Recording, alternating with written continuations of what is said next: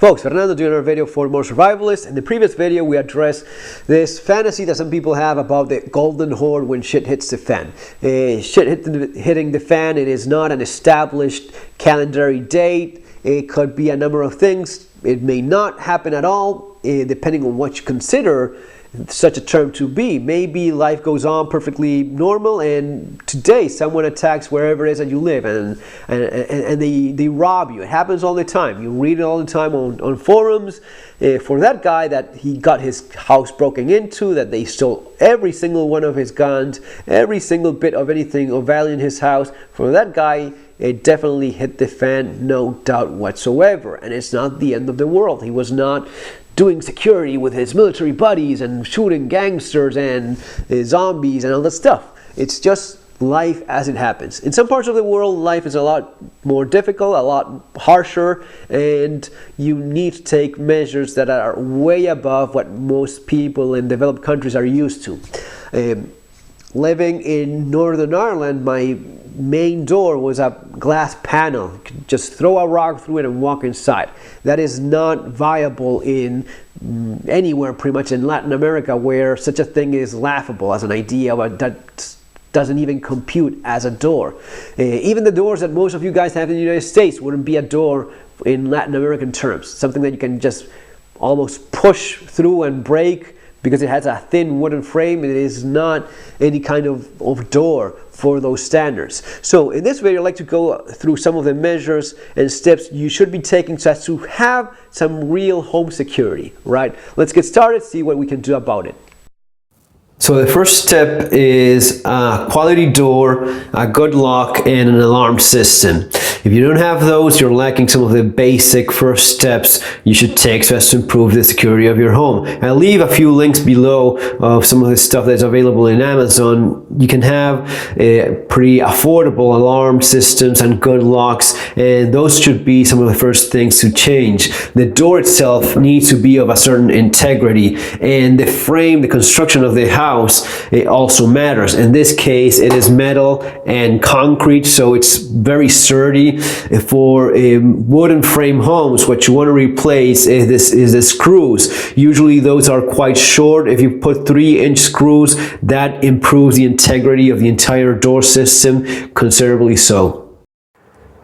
You also want to have bars in your windows and any big door like this back door, for example. This is a little bit more expensive. It's a little bit more uncommon in certain parts of the world, but it does make a big difference. If you have windows that are easily open, or all you have to do is just throw a rock through a window and just make yourself welcome home, that is a big disadvantage in terms of security. Now, you can improve that, and this is stuff that I've mentioned in my book as well. You can improve even an average window with a security film. Some of those storm-proof films give a lot of integrity to the window. The best thing is, of course, to have proper bars. Some of these, depending on the style of the house, don't look bad at all. It's actually pretty common in some places, but it's something that you should definitely consider if you want to have true security in your house. You also see those dog plates. That's because I do have a dog. Dogs are a big advantage in terms of home security. Criminals do not like them, especially larger, certain types of breeds, and they are an alarm system on their own. They will bark, if properly trained, they will bark when they see anything suspicious, anything out of place, and it's a big deterrent as well. So as you saw, just a lot of this is common sense stuff, at least for me it is, and I haven't shown a lot of things which obviously go against my own best interest in terms of showing security of my own house. I'm not going to be doing that, and this is all stuff that I covered in my book Street Survival Skills. Guys, in case you're really interested in this sort of stuff, here I go a lot into detail regarding all this, and some other things that you may want to be keeping in mind. Having a perimeter is huge. If you have a fence, a wall, something separating the access from the public road to your own land, your own home, that is a big step. Of course, you want to have an intercom. If you can have something with a camera, I'll leave some of the links of the alarm systems and some of this stuff you may want to be getting below in the description of the video, so as to get it in Amazon. But all of these things work in layers. The more of these layers you have, the better your home security is. One of these may fail, a criminal may find a way around one or two of these, but if you have stacks of these one on top of the other, you become much of a harder target, and they will be looking for someone else. Motion sensors, motion detectors, and a video camera, a Wi-Fi camera inside your home. Those are very cheap. I looked one with good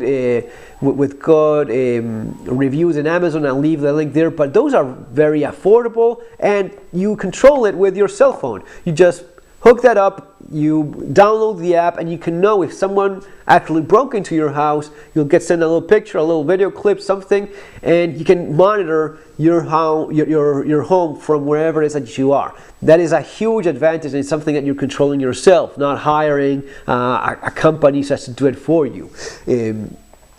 Of course, you have lights that are motion activated. All of these work in improving your home security. The more of these you have, the better. One of the things I described in the book is many different strategies, because it's not just about having physical stuff, which goes a long way. The more of it you have, better.